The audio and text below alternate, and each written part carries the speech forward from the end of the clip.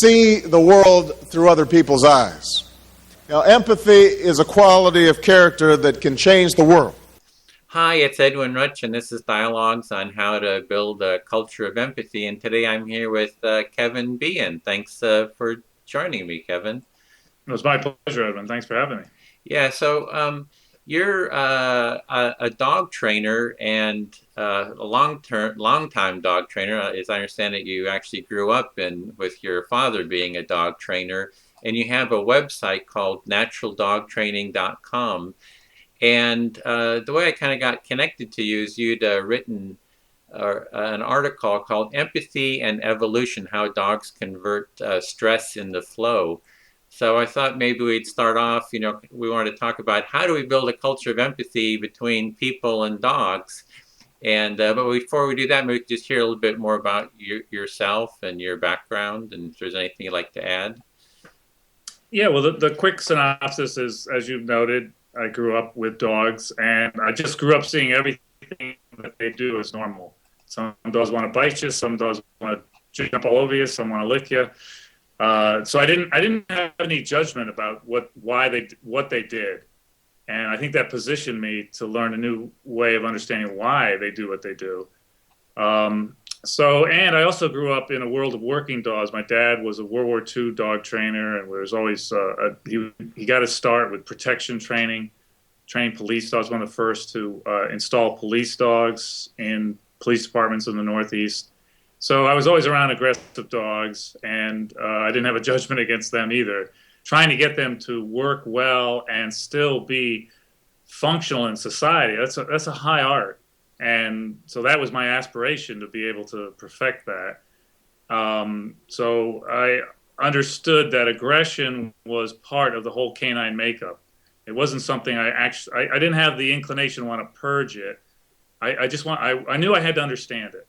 I guess that's the basic of what I was doing. And I would say that I came up with a new idea about emotion and empathy and things like that, how it affects animals, because we should really call protection training projection training. So the dog projects into you. I'd be playing the decoy or bad guy, or I like the German word is helper. I like that word the best.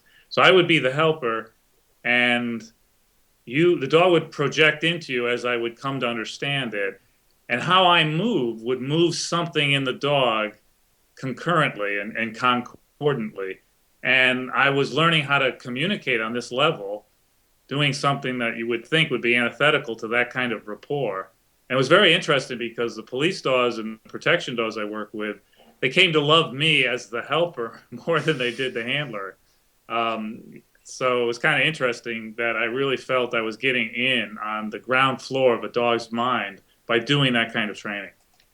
So you're doing training, and you're moving in certain ways, acting certain ways, and it sounds like you're being very keenly aware of how the dog is reading you or projecting into you, something like that. Yeah, you can see everything you do is instantly mirrored in what the dog is doing. So you have that instant feedback, and every little fluctuation in your body language. So anyone who does that kind of work, they become masters of what they're putting out. And then you can see that immediate feedback from the dog. So you quickly understand there's a one-to-one transference of something from one person to the dog. I came to understand that as emotion.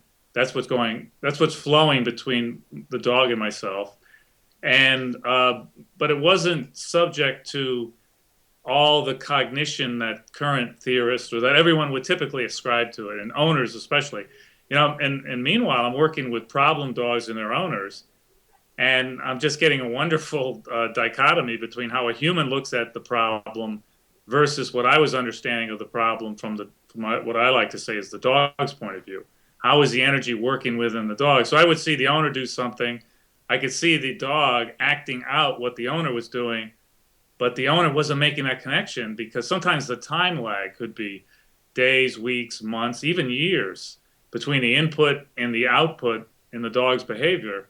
And no one was making those connections. So, for example, if you make a mistake with a police dog when he's a puppy, it'll always come back to haunt you when he's an adult doing the work.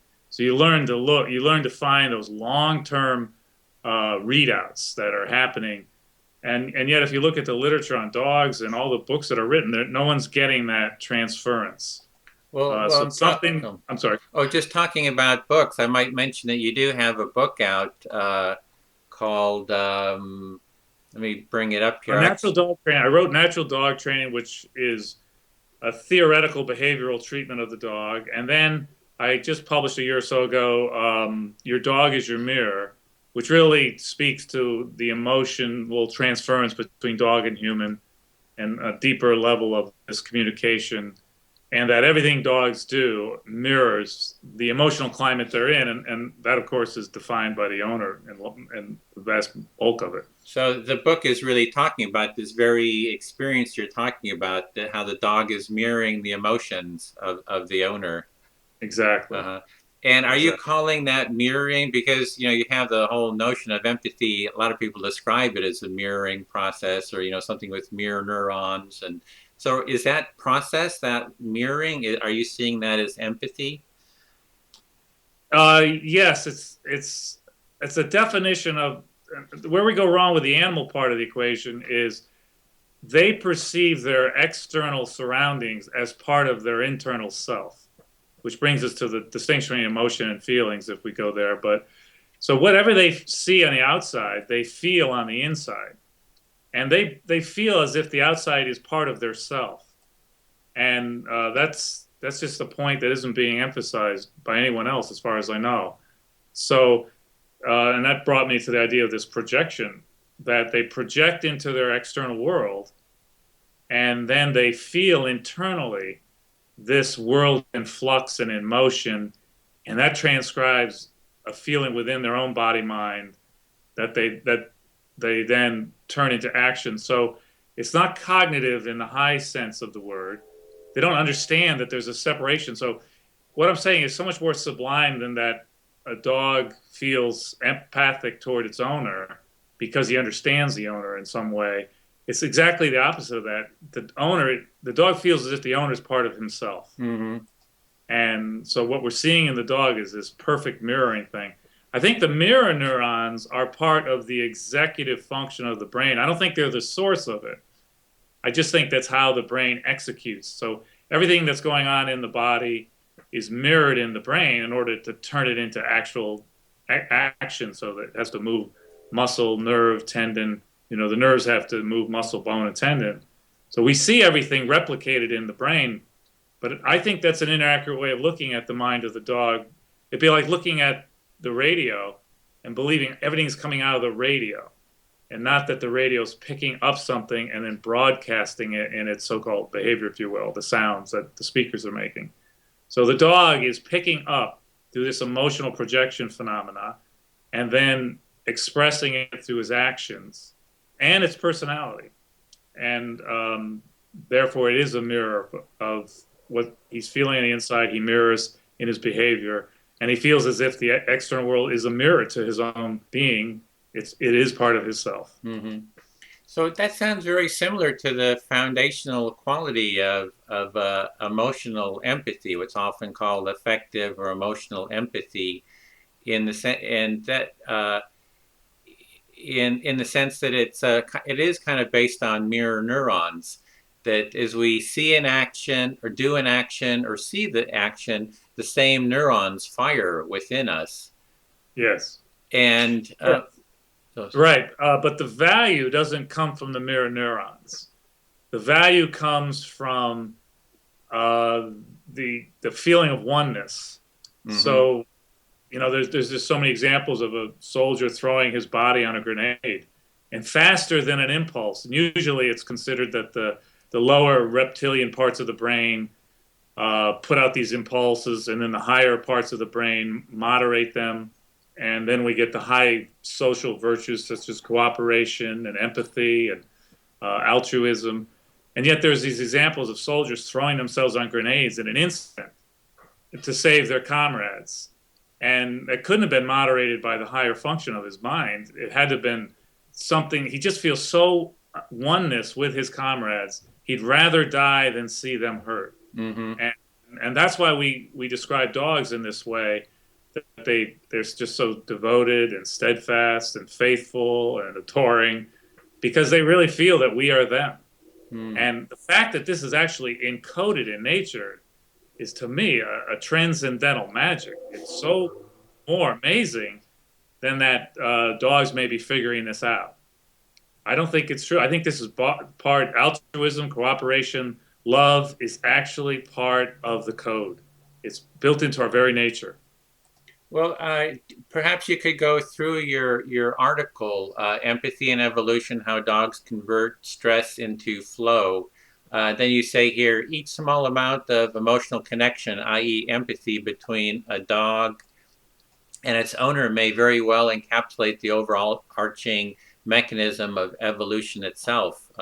Since that article is there on the Psychology Today site, could you just maybe go through the steps of the arguments you make and the insights you have about Sure. that? Actually, I want to shout out to Lee Charles Kelly for that passage you just quoted, because he edited the piece and added that perfect synopsis sentence. So I appreciate that. One thing I didn't put in the article, but this might be the way to access what I'm trying to say before I review the outline of it. But you ever have those experiences where you go on vacation with a group of friends or family, but even just friends, and somebody gets bad news or they don't feel well, you're still free to go about your day and have all the fun of this vacation that you'd like, and yet something feels missing. This person can't participate with you, or they just feel down, or they don't feel well, and you really want to get that person back up to speed. So you project it into all your friends. You went on this trip together, and one of them is holding back for whatever reason, and you want to get that flow going. So what's going on with dogs and humans is they can, because there's a universal emotional makeup that's fundamental to the nature of every sentient being.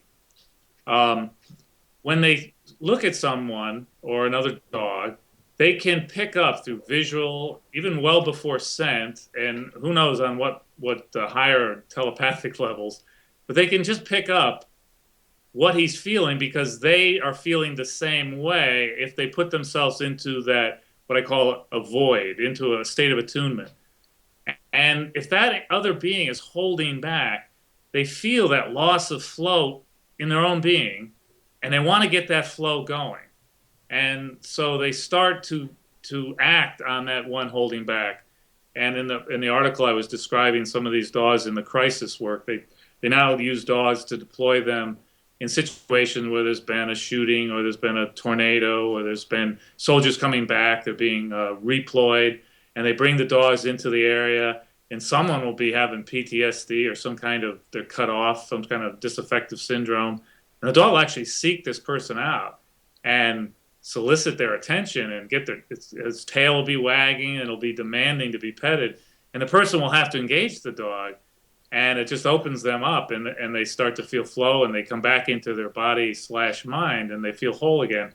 And this is gratifying to the dog, because he projects into everything to which he's socialized. And then I call it ping pong. He puts out a ping, and if he gets back a ping, that's no good. He's got to get a pong back to feel whole with what he's projected into. So, and if you can, and I mentioned earlier about the meaning of a feeling. Well, if you can play ping pong with someone, you put out ping, they give you back soft pongs.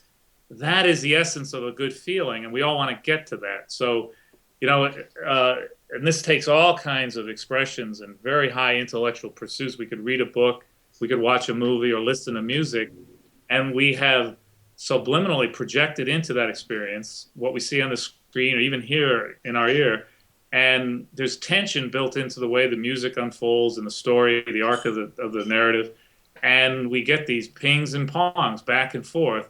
And we have questions. What would that person do? And if it's a skillfully written piece, they'll put the character in a position. We'll identify with that character, and we'll have tension. And then there'll be some kind of movement. That's the pong that I'm talking about. And so no matter what great movie we see, what great music we hear, and great emotional rapport we may develop with someone, deep down, it's all the same feeling. There's just one good feeling.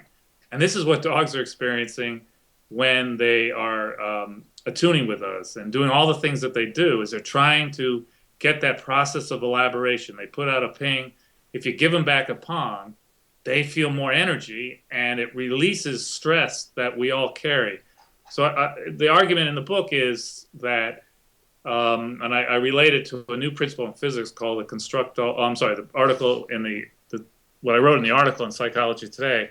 I related it to this. There's a new theory of everything called the Constructal Law by Adrian. It was discovered by Adrian Behan, and he wrote a wonderful book, Design in Nature. It's very accessible, and it shows that all structure, any relationship, any architecture of anything, all follows the simple principle of flow.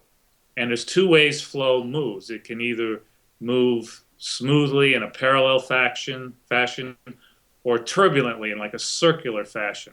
So when I argued that that's what dogs are doing when they're trying to get a trauma victim moving again, they act either laminar, which is the parallel mode, and they put their head on the lap and they just beg for being touched, stroked, or they act turbulently and their tail is wagging and they can get excited and they're actually circling. If they were free to do what they could do, if they weren't on lead, you'd see them circling around the object of attraction.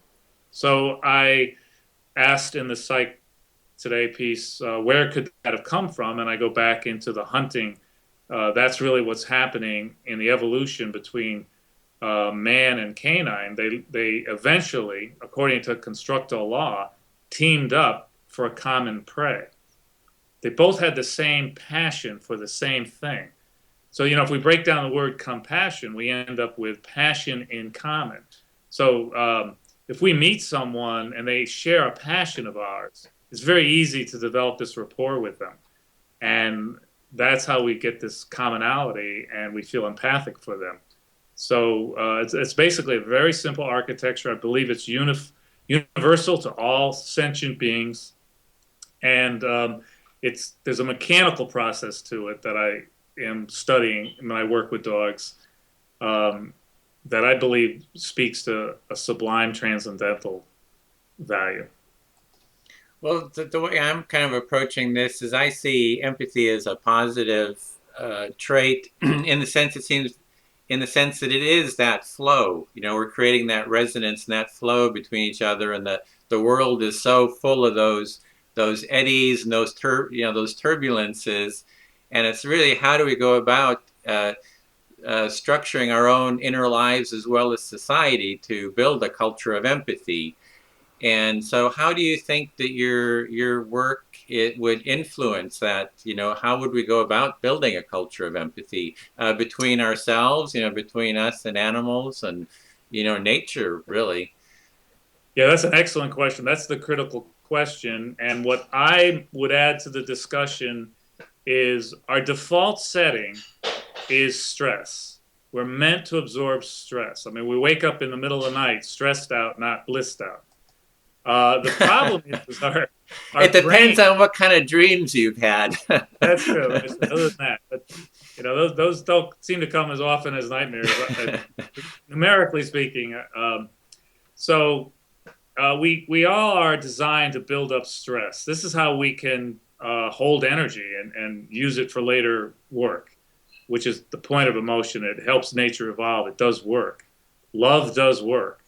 So what I've learned through my dog work is not to judge against it. So when I have a so-called bad feeling, what makes it bad is I feel I'm cut off. And my brain then goes into hyper mode to survive through that problem. And I see myself as alienated or judged against, experts looking down on us. It's basically there's somebody looking over our shoulders at all time. And that's our big boogeyman that we're always dealing with. And our brain makes stuff up to keep us safe.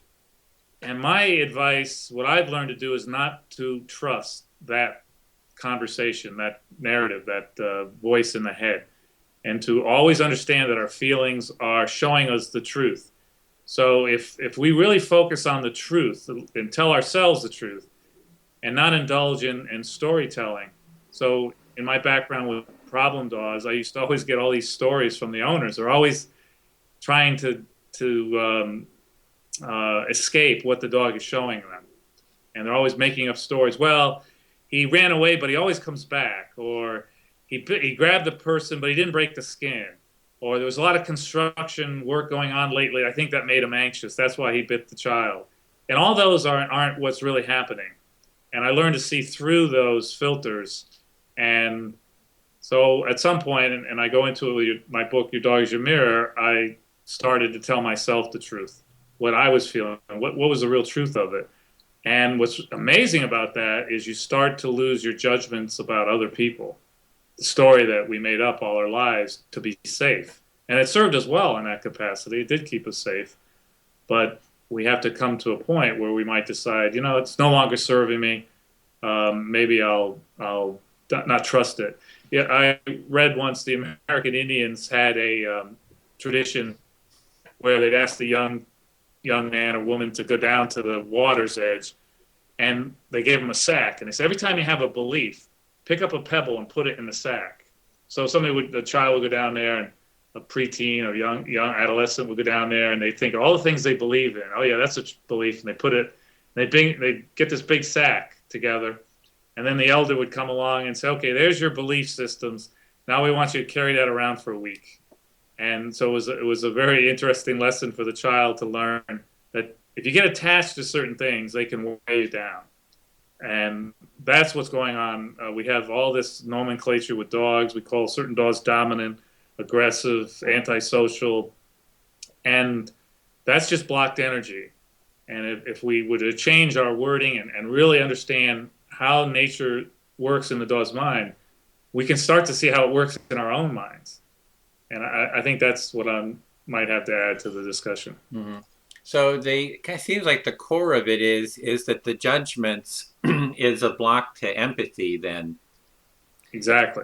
And it's like you're needing to undo those judgments and not have, maybe a judgment is a form of attachment or holding on to something. Yeah, the judgment keeps us safe. Exactly. What led me to look at things this way was the whole idea of the mirror. So whatever I don't like on the outside is what I don't like inside me. And whatever I like on the outside is what I do like inside me. So I learned to tell myself that if I'm angry at someone, it's really got nothing to do with that person fundamentally. It's something, I'm attracted to them with more energy than I know what to do with. And the story I may tell myself keeps me from that truth. And that's why I learned not to trust those stories. Okay, so then it's really about ourselves and looking inside of ourselves and kind of unraveling the blocks or the judgments inside of ourselves. So it's really empathy, in a sense, starts really inside what's going on with us. Yeah, every tradition seems to say that, doesn't it? Right. And so if we're building a culture of empathy, we're wanting to get rid of the judgments and in terms of dogs, it sounds like you're saying that, okay, people are coming in, they have all these judgments, all these stories, this whole perspective of what's going on, and really you're wanting to just maybe resonate? Is it kind of like just create that resonance with the dog? Yeah, I think the first step is to learn that our brain makes things up to justify stasis. Keeping things exactly the same. It makes up stories, so we got to learn not to trust that.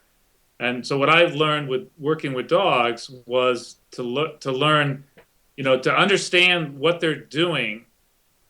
If it's very intelligent, to not put thoughts in there, because that's a judgment that thoughts are superior to feelings. It's an amazing judgment that our thoughts, reason, is more than feeling, is stronger than feeling. And if we were to understand why dogs do what they do from a pure, and it's it's the word resonance. The strongest drive in the dog is to be in resonance with his surroundings. If we were really to understand that when they're not in resonance, if we would stop making up stories why they are doing what they're doing as a coping mechanism. So they're not dominant, they're not this, they're not that, they're confused. So whenever they can't be in a state of resonance, they go into a state of confusion.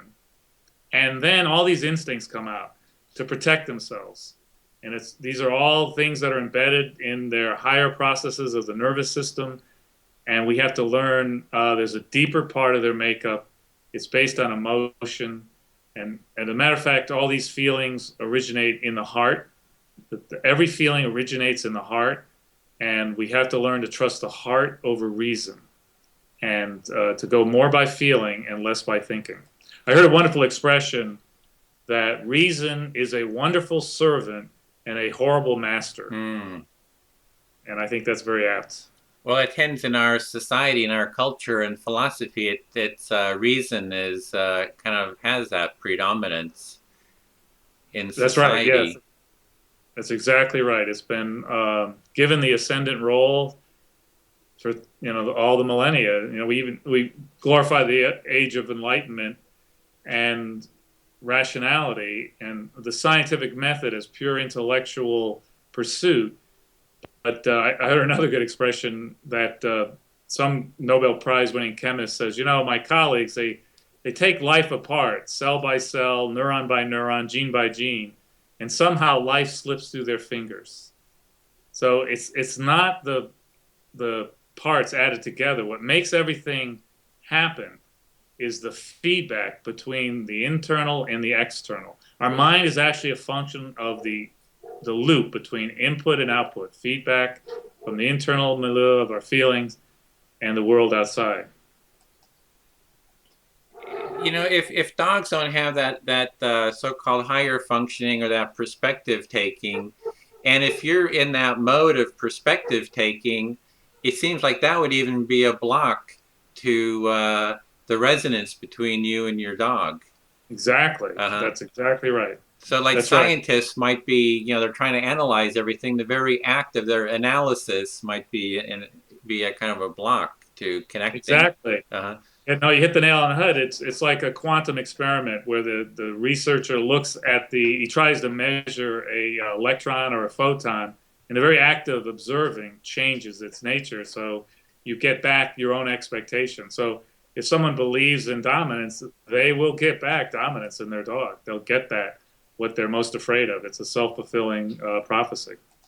Well, do you have stories about that? Kind of just what you've learned. Kind of were there any kind of like aha moments where you said, "Oh, empathy is really important." This is, if you kind of go back through your life's, history and interaction with dogs, were there kind of like moments of insight? And yeah, there's been a lot. I remember one in particular. There's been many, many little pieces to the puzzle. One in particular was I was cleaning up the kennel of a very aggressive dog.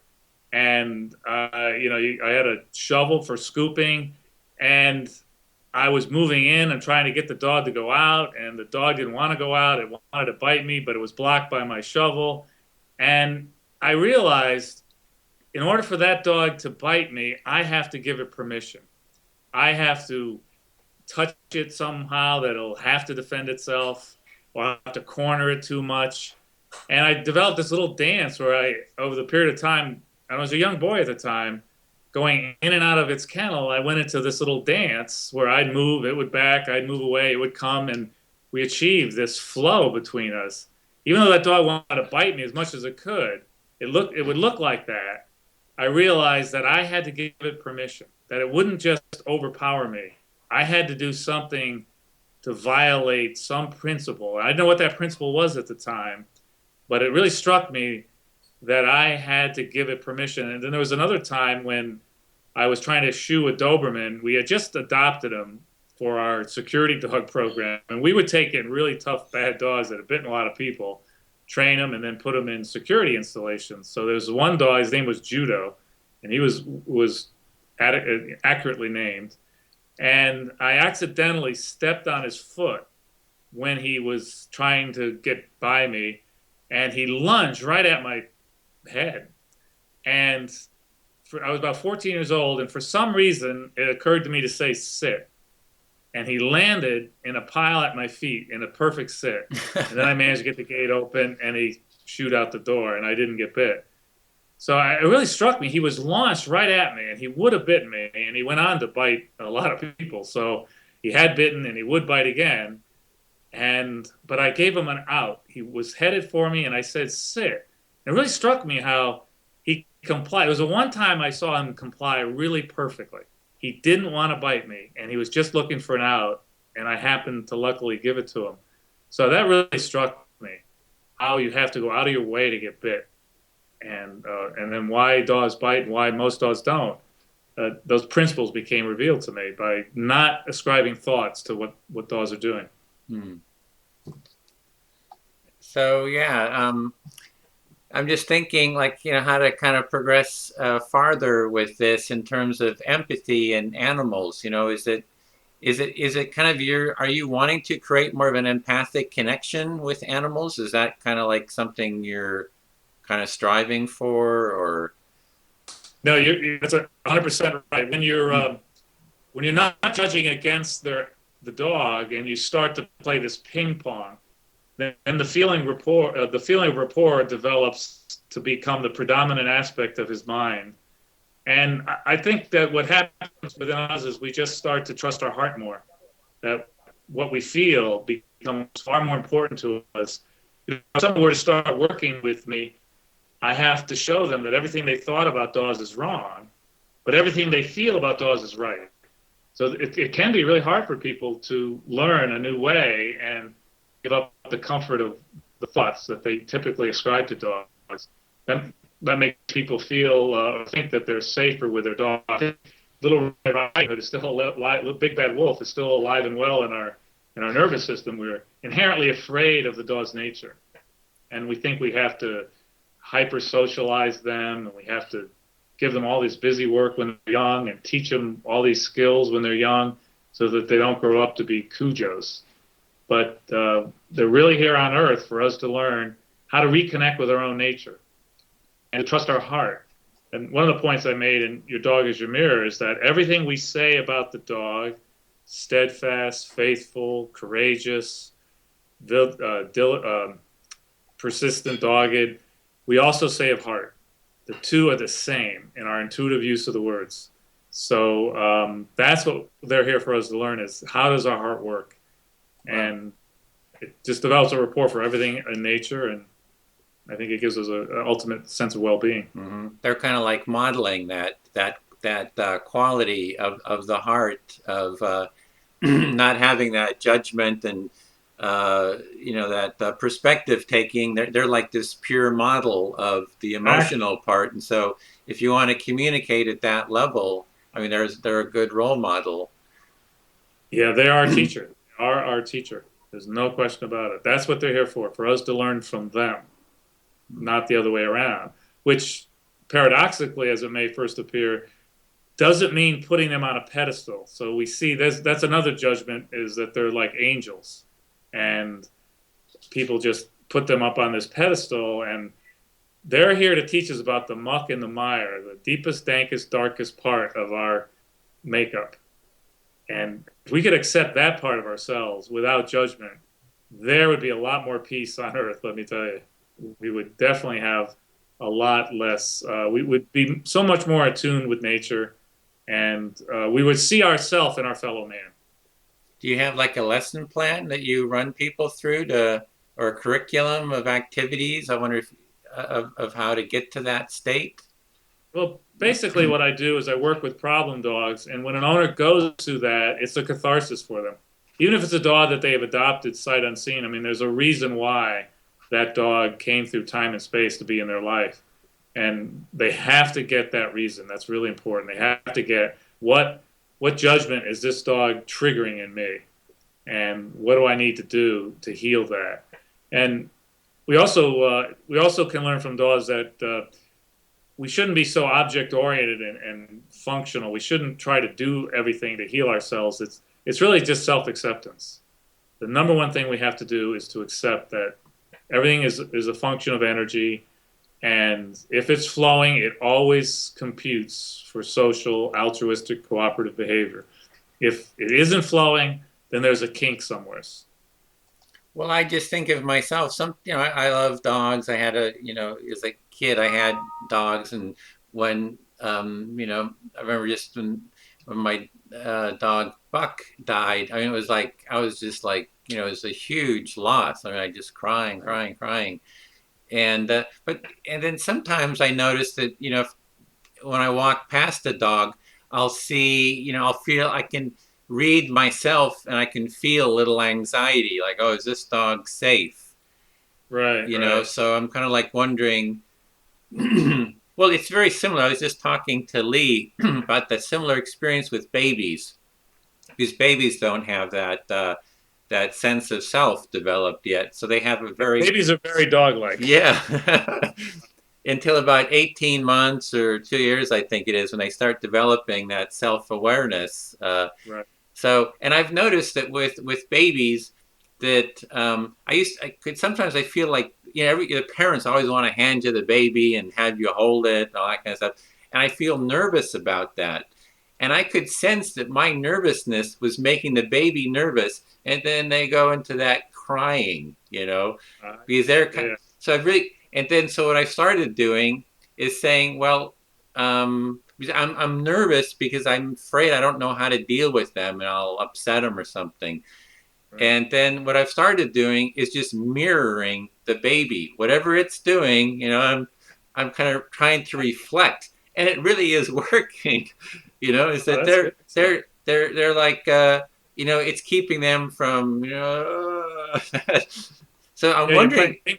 is it the same thing with dogs? Do you try to like reflect and mirror what kind of their Yes, energy? exactly. Yeah, I call that playing ping pong. Is you you knock them a little bit off balance, and then they recover, and you mirror that. So you push in a little bit, and they may go back, and you go back, or you go left, they go left, and you go right, and they go right. And it's like giving a child a push on a swing. You start with little pushes, and you get it rocking, and that is releasing stress in the dog's body mind, and that's what joy is, the release from stress. So the baby has the stress of birth and the first few days of life, but it's not a highly formatted experience. They have no sense of self yet, in the sense that they feel their self as separate from their surroundings. So what the baby, when he sees you, they project into you without qualification, and you're right now in their world forever. Another way to access the dog mind, it's the immediate moment. A moment is forever. So that baby is potentially terrified because you're in her life for the rest of her life, as far as she can fathom. And so she has to, that's because you are now herself. And what you're doing by mirroring like her, you're showing her that that energy's flowing and she's feeling it within herself. And then whatever tension she had in her body starts to release. That's the feeling of flow. And that's where joy comes from. So, when we're listening to music, it puts us into a state of suspension. We are released from tension and we feel flow. And that's where the flow comes from. And the more powerful the music, the deeper the levels of stress it picks up and generates and gets moving as well. So yeah, that's exactly the architecture of flow. And what's interesting is if you were to listen to beautiful, evocative, but dark music, for example, Mozart's Requiem, that's still a beautiful experience. That's not a bad feeling. It's just a very deep feeling of great yearning and fermenting passion, but it's not happy, airy, and yet it's still beautiful to listen to. So the dog doesn't make a judgment about what kind of feeling it is. Anything that's moving is good. And again, that's something that we need to learn from dogs as well as young babies.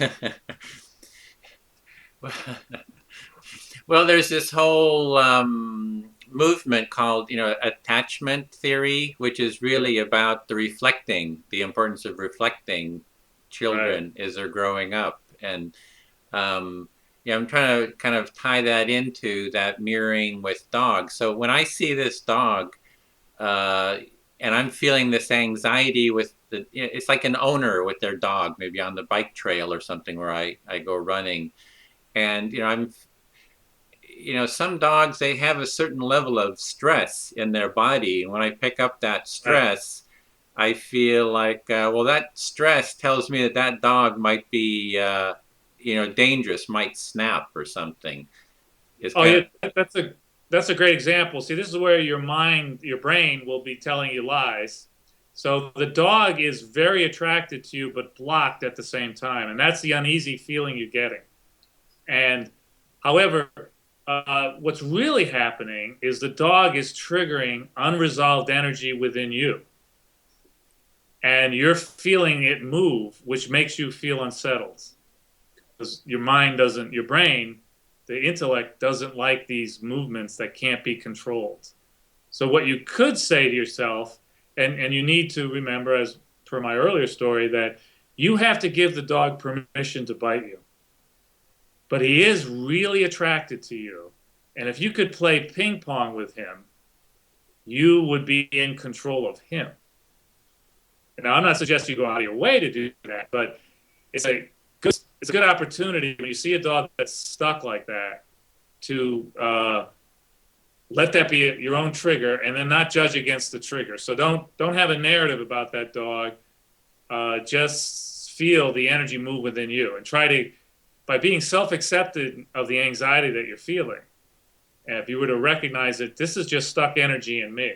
So, for example, I'm pretty confident around any dangerous dog because I know I have to give them permission, and I know what constitutes permission, even though it could be a hair trigger in many dogs' cases. So I feel that anxiety at the same time, but I know that that's giving me power at the same time, because this is my field of work. I don't expect other people to have that. They have it in other things. You put me on top of a horse, and all that energy in the horse is going to rock my sensibilities. I'm not going to be aware. But someone who loves horses is going to, oh, that's great. All that energy in a horse, they love it. So what you're actually feeling is energy that you're not comfortable with yet. So my first suggestion would be to welcome the trigger and say, oh, that's interesting. It's really triggering me deep down. And that would be it. Just stay with that. Don't put any narrative on top of it. You don't have to pet the dog. The dog doesn't have to like you. If he comes towards you, you can then play a little ping pong, depending on how he approaches you. You can mirror it as you feel comfortable.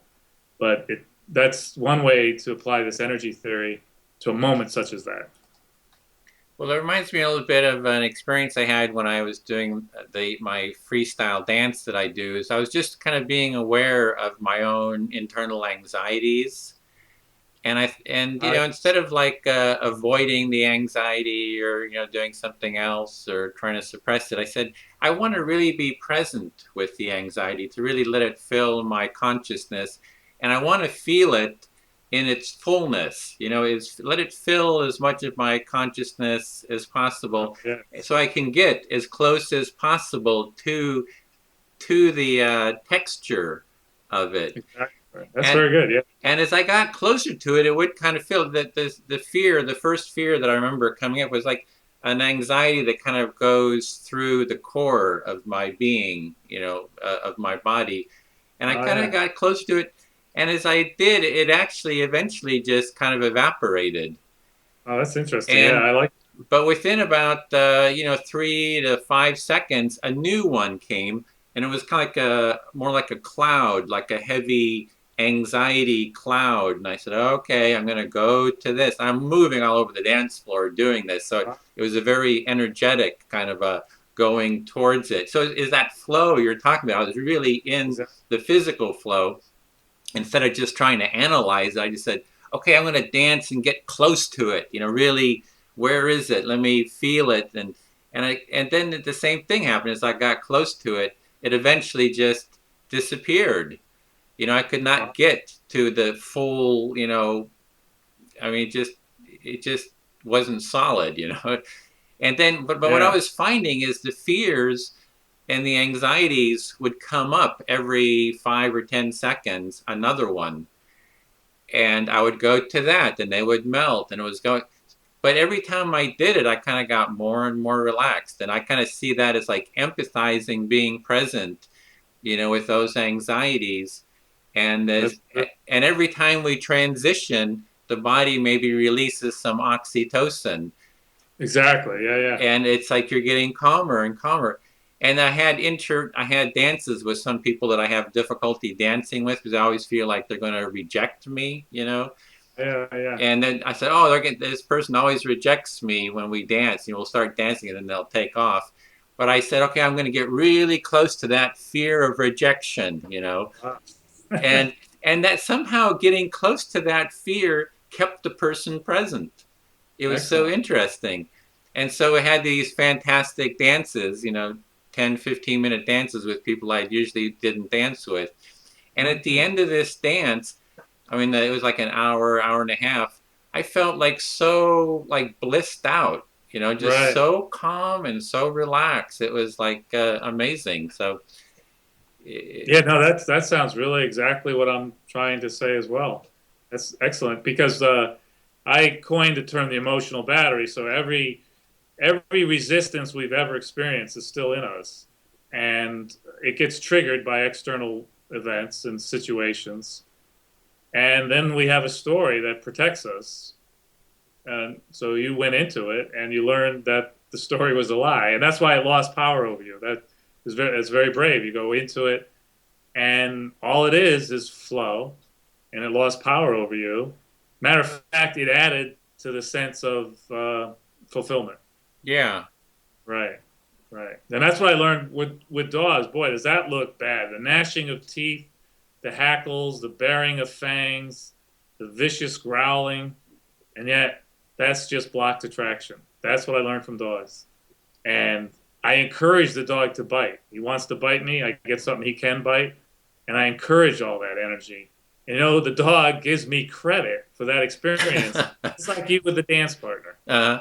Wow. What he actually learned was he could trust me with his deepest, darkest fears.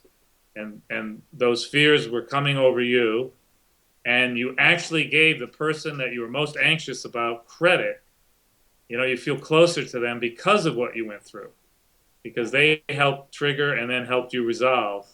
Their presence helped you resolve that old stuff. Yeah, it creates a deeper sense of connection and presence. And Yeah. the thing is it's something that's an ongoing. It's like an ongoing part of life. I think there's a quote that I really love by Johann Galtung, who started these peace and conflict studies programs in the universities. And he says, peace is resolving conflict with empathy, nonviolence, and creativity, and it's a never-ending process. Mm-hmm. So it's that empathic presence. Yeah, I like to say trust is a muscle, and it needs exercise more than anything else. I mean, people out there running their dogs, but that's not the muscle that needs the exercise. Trust is the muscle that needs daily exercise. So it's like you never say, "Oh, I learned how to run a marathon today. Can't wait till next year's." It's all the time. You have to be exercising your cardiovascular system, building up that muscle.